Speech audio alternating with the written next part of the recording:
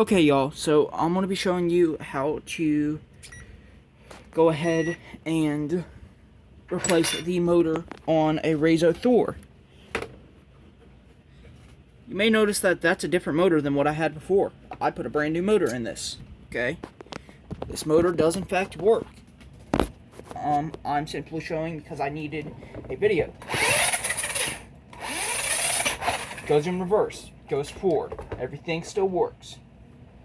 First thing you want to do is turn off the controller, then the car.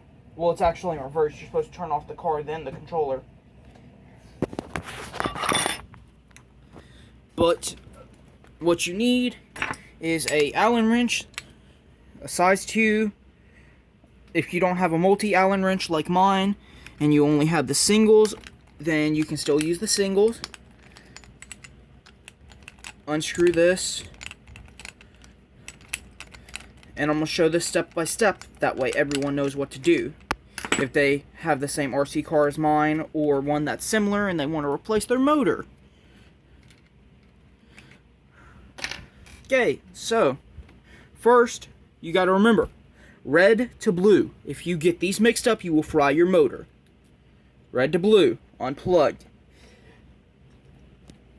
Black to yellow, give me a second. Okay. Red to blue, black to yellow. Next,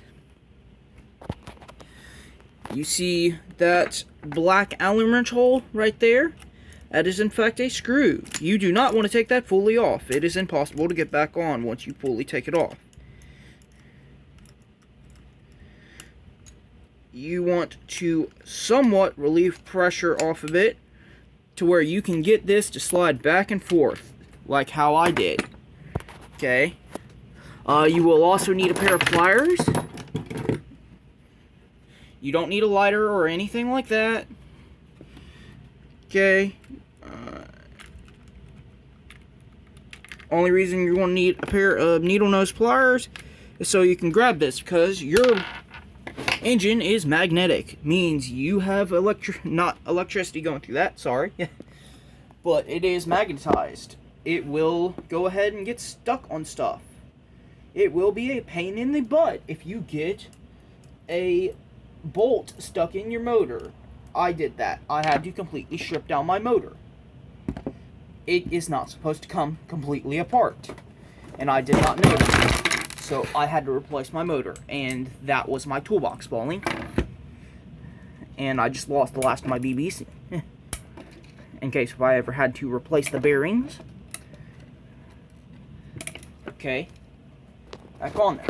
So, not sure what size this is. Let me find it. Come on, focus. A T10, okay. You can either use a socket wrench that will fit these in there, or if you have a long screwdriver like mine, you can do that too. Okay. It will in fact fit in there. Do not try using an Allen wrench to get these bolts out. You will break it. If you break your bolts, you will have to replace your bolts, which is not good news at all. Now, like before you take that screw out, what you need to do is that washer that's in there, you need to have that behind there. Make sure you are holding on to that washer with the needle nose pliers. Do not let them get split up. If you lose your washer, you will in fact be in for a world of trouble when you go to put this back together.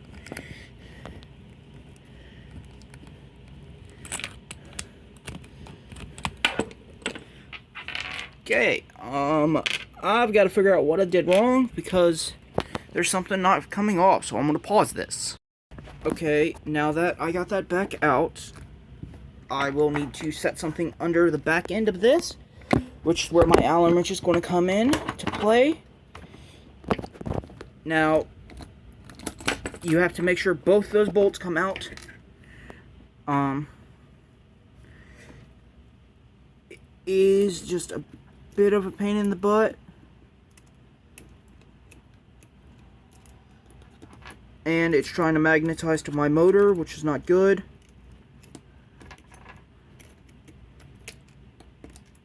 Do not let it magnetize to your motor.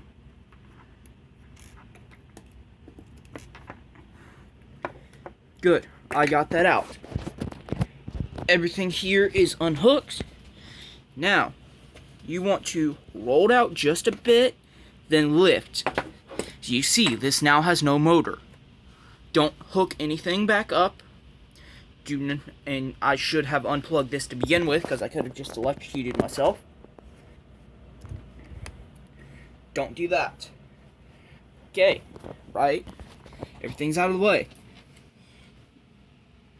And I'm not going to completely hook everything back up, because there were some things that I actually am going to have to fix that I didn't realize I put in wrong.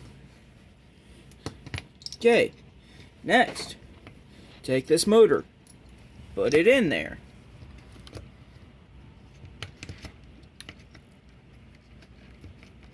If your motor is not going in, that means that your wires are hooked up wrong.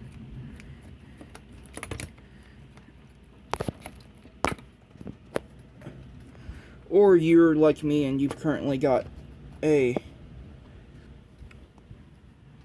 thing sitting under it. Next, reinstall that. Make sure to keep that under there. Okay, when you go to install your motor, I'm going to have to pause this. Next, you want to make sure that there's a space in between there. And make sure that that wheel is tight, but not too tight. Make sure that you can still move it. If you cannot move the gear, that means you've installed something wrong. Okay.